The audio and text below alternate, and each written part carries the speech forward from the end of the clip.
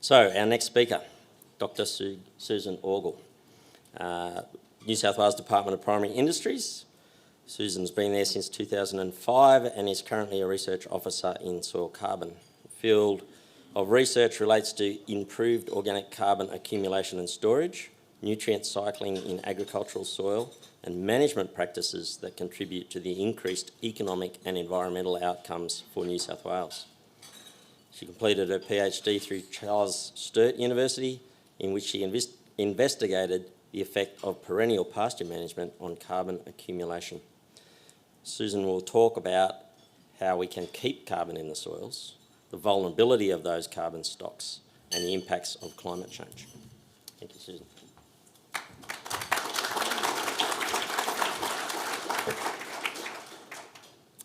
Good morning, everyone. I was a little bit nervous to be up here speaking, and then I saw Gus and Kelly's property up there, and that's property that I work on with New South Wales DPI, and they're doing amazing things, and it definitely made me feel more comfortable.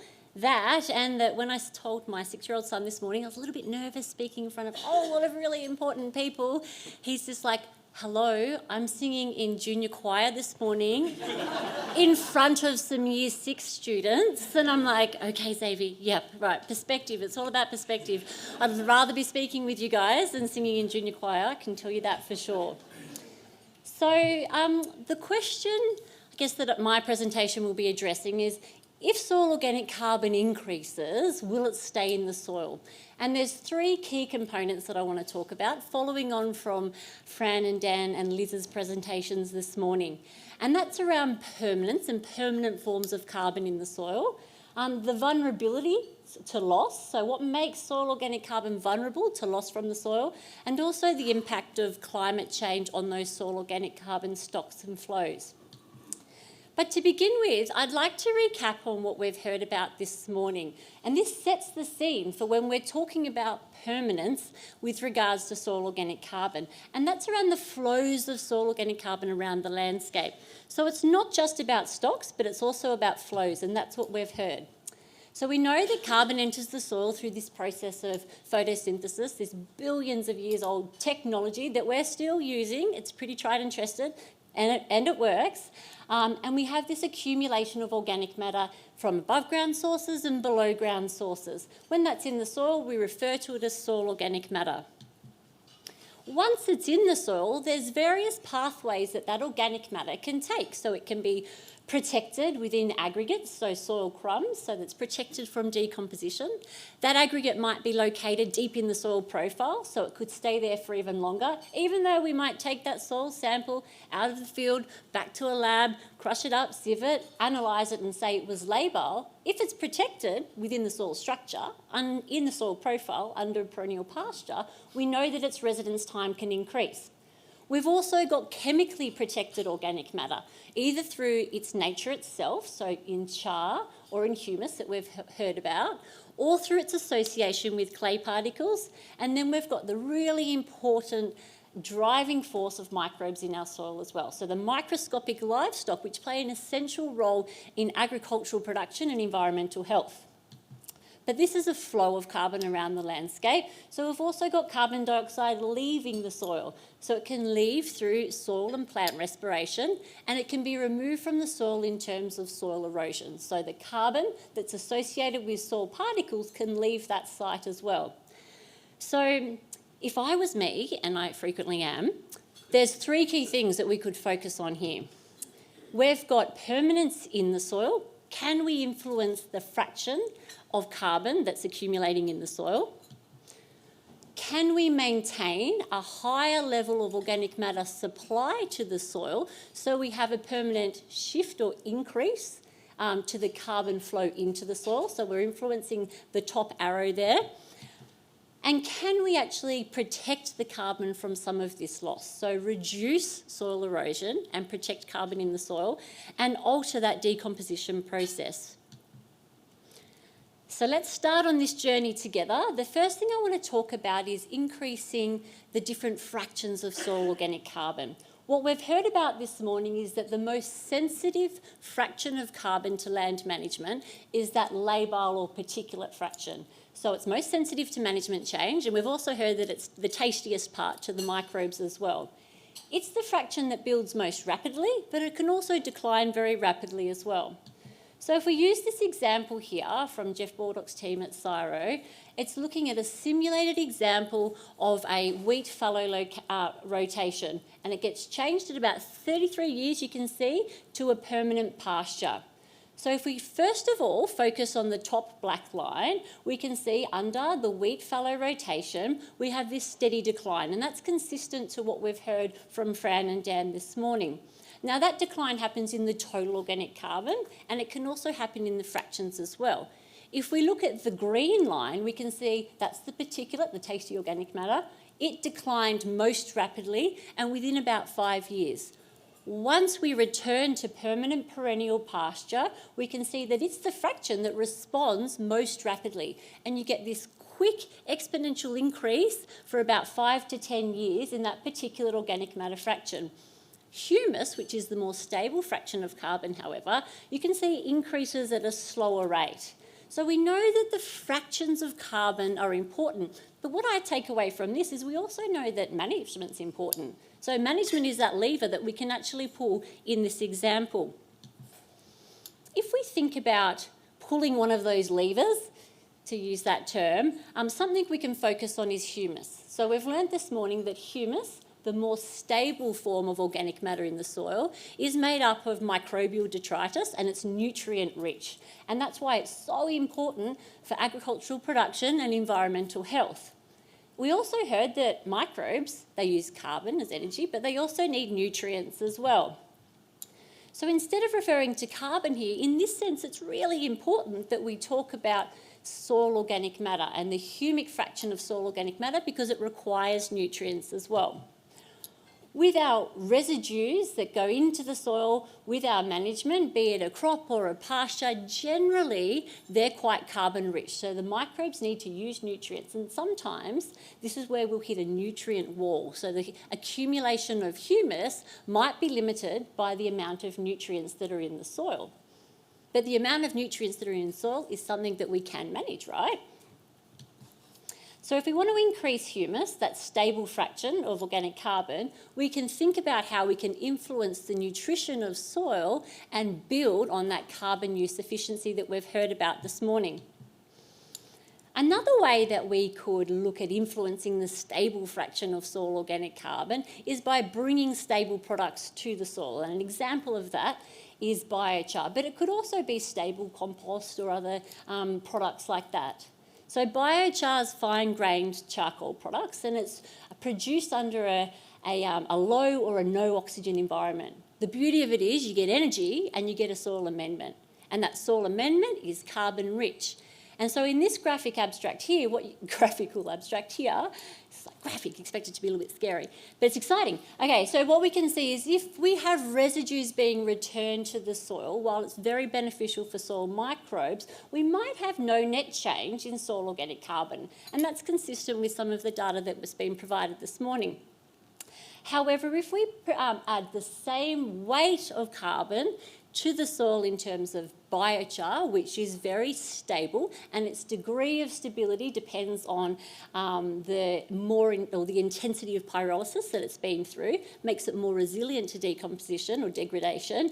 We can not only influence the priming that happens in the soil, influence those biological cycles and have a beneficial impact on soil condition and health, but we can have a long-term soil carbon storage. So that's one example of where we can actually bring a product to the soil which creates stable soil carbon. But what I think really gets me out of bed in the morning is maintaining higher levels of organic matter input. So how can we increase organic matter input and protect it so it stays there for longer? And farmers are really clever at doing this. So the example that I'd like to use here, and there's lots of examples about land management benefits for increasing soil organic carbon, but one I've selected is a long-term trial that DPI ran out just south of Wagga Wagga. On the x-axis, we've got the years, and in the y-axis, we've got the tonnes of soil organic carbon to 30 centimetres. Now, what I'm going to show you, the A's here refer to annual pastures and the P's refer to perennial pastures with and without lime. So the minus just means it didn't have lime applied. The plus means it did have lime applied. Now, bit of a background on this site. It was a low carbon site to begin with. So the lower the carbon starting level, generally the more sensitive to the management change and the greater the increase you can get in soil organic carbon, right? Your bucket's already empty, easier to fill it up. The next thing to remember is this was a reasonably degraded paddock of an annual based pasture. It was acidic and it was sodic. It's what we refer to in soil land as a crapasol. So let's have a look at what happened. After these trials, replicated trials, it's published, it's all legit, right? What we can see is with adding, including a perennial or an annual pasture that's well managed into the system, we had an increase in soil organic carbon. Now, two things I want you to take away from this. First thing is there's a fluctuation, right? Can you see it's not a nice straight line for Susan? It bounces around and that's just what happens. These are complex systems, as Liz said.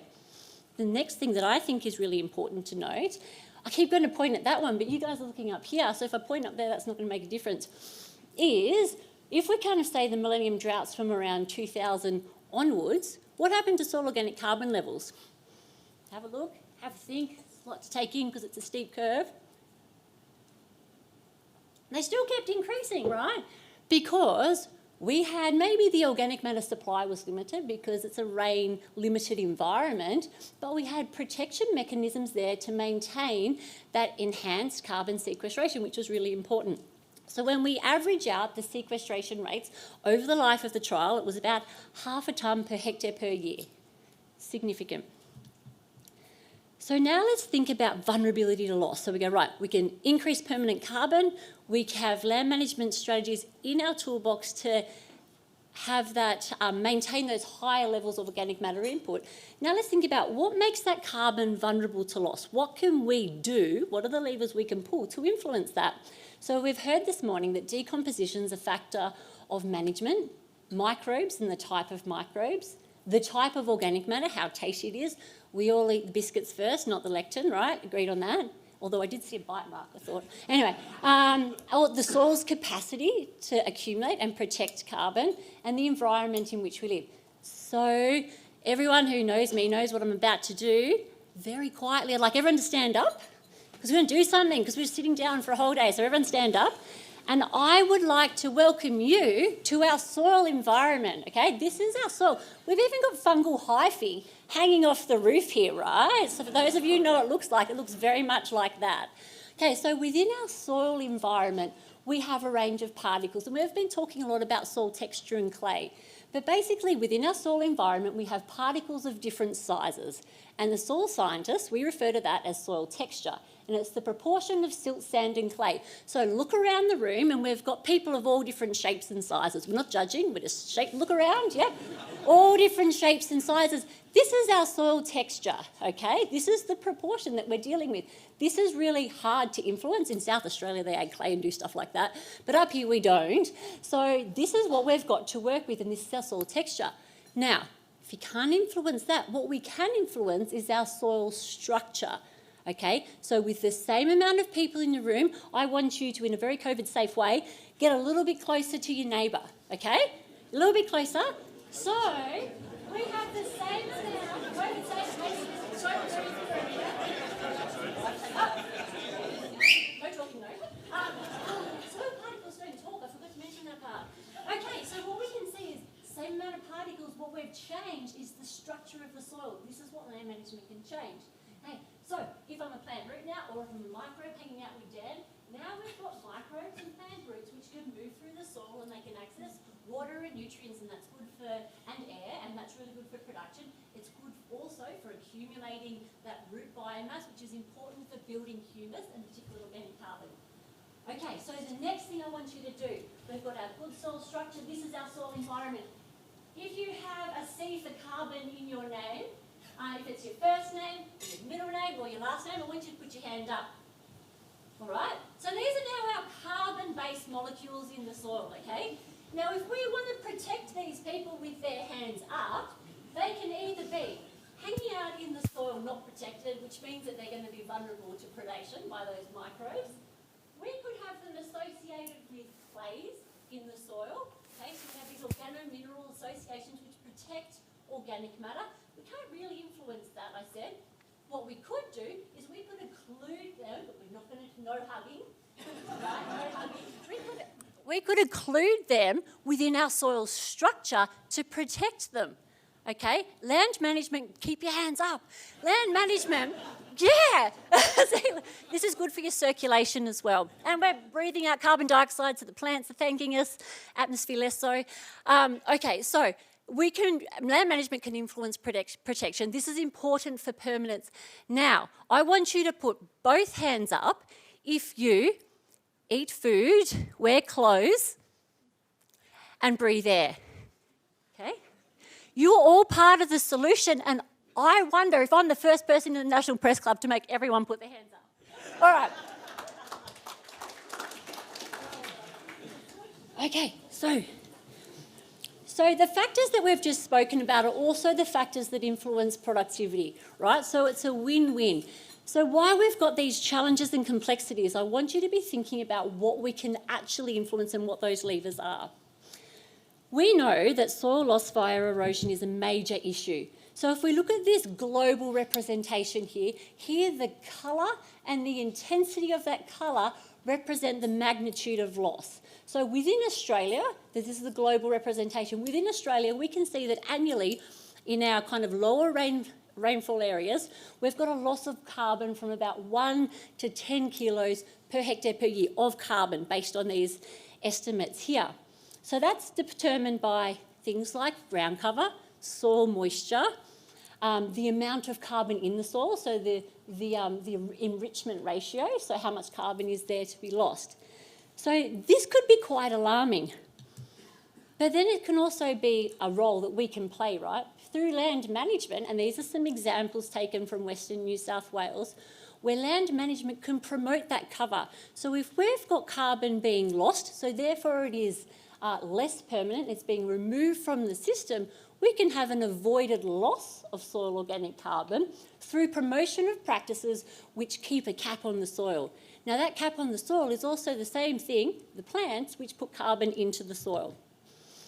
Now, not all soil organic carbon loss is bad though. We heard this morning that our agricultural production systems actually rely on organic matter cycling, because with that cycling comes the provision of nutrients which plants rely on. So in this example here, if we think about a crop pasture rotation, so where you have a few years of pasture, then you go into a few years of crop, what you have is you have the build-up of soil organic matter. We know that's carbon, nitrogen and other stuff. And then when we go into the crop, we have the agronomic use of that soil organic matter using the nitrogen, and we get that rundown phase. So what we can manage here is we can make sure that we avoid that net loss of organic matter, but also, really importantly, we can make sure that we're providing organic matter through our pasture phases so that we have less requirement for nitrogen during our cropping phase. So this is a really important role of using soil organic matter and making sure that our pasture and crop rotations are such that we're actually building on the stocks and making sure that we're not going below that lower limit. So an example of that, this is pretty much what I just showed you in my very simple diagram. So this is a trial again from Wagga. W means that it's wheat. That's the open columns that you can see there. The pastures are the solid columns. You can see when it's under wheat, the open columns, the nitrogen stock, so this is nitrogen, goes down. When we go into the pasture phase, the nitrogen builds up. Then when we go back into the cropping phase, it goes down. So this is the agronomically desirable use of soil organic matter. So not all loss is bad. What is important, like Dan said, is it's about the balance, right? Making sure that we're not losing more than we're putting in. We know that soil type and climate influence carbon sequestration. Now, this image is from one of DPI's, productions, which is looking at sequestration and emissions reduction. What I want you to take away from this is that if we start at the top, we've got different environments. We've got dry environments in Australia, moist environments and wet environments. And we know that rainfall drives production and can also drive decomposition. We know for the next layer down that cover, ground cover, the type of cover, and the amount of cover influences how much organic matter goes into the soil. Now, the length of the bars with the soil type, which you can see for more sandier soils or more clay-rich soils, indicates the sequestration potential. But it can also, influence or indicate the decomposition rate that you could have if you actually shift those climates. So when we're thinking about a shifting climate change, we're thinking about moving maybe from the wet to the moist or the moist to the dry. Okay, so we might actually be putting less carbon in the soil and we might actually be influencing the rate of decomposition. So we know that it's driven by rainfall, and we know that for the example of New South Wales, it's becoming hotter and drier, and we've got these changing patterns. Now, the four images that I've got here from a very clever climate scientist at DPI, Dr. Bin Wang. And what is running in the top two maps is looking at a middle-of-the-road emissions scenario. The next one down is the fossil fueled emissions scenario, so a higher emissions rate.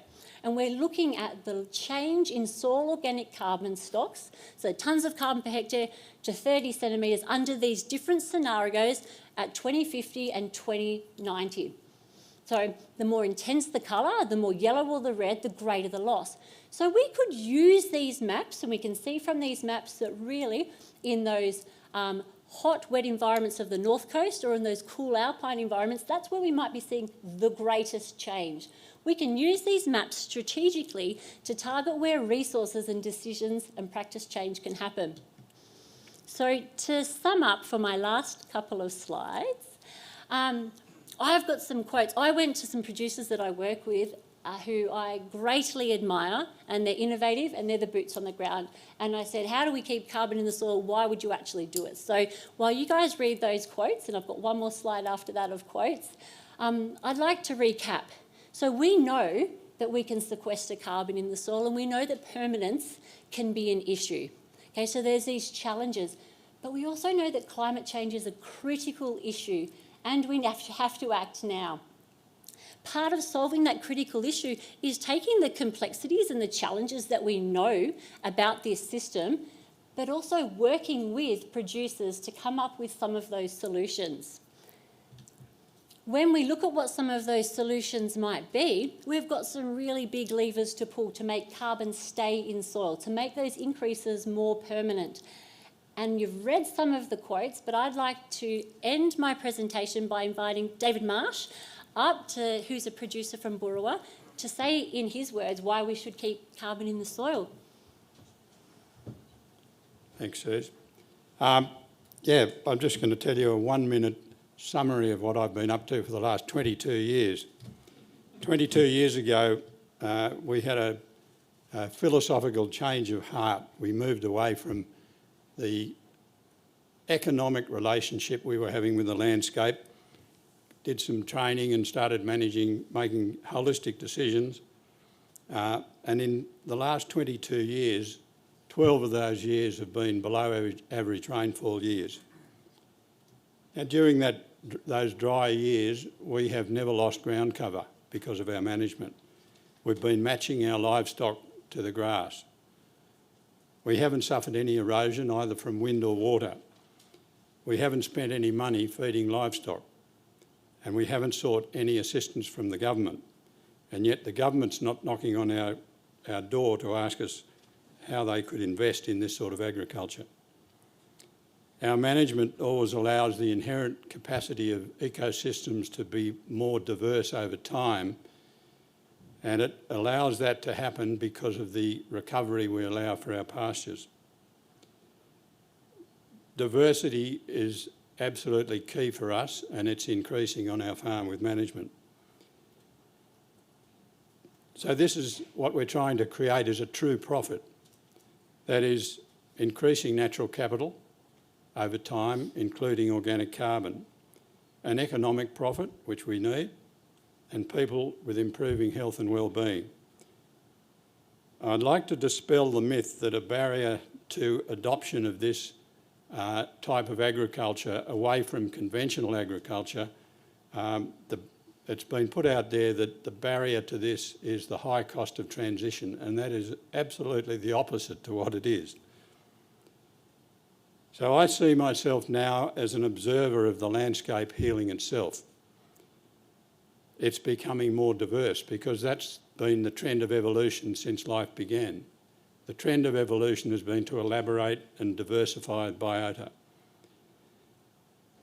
And seeing that happen on a farm is incredibly calming to the human psyche. And our agriculture needs to shift from something that's a mining operation to the outcome of our management as farmers has to be a landscape improving in health and diversity, not the opposite. So, yeah, it's very calming on the human psyche, and I think every day should be Earth Day. Thank you.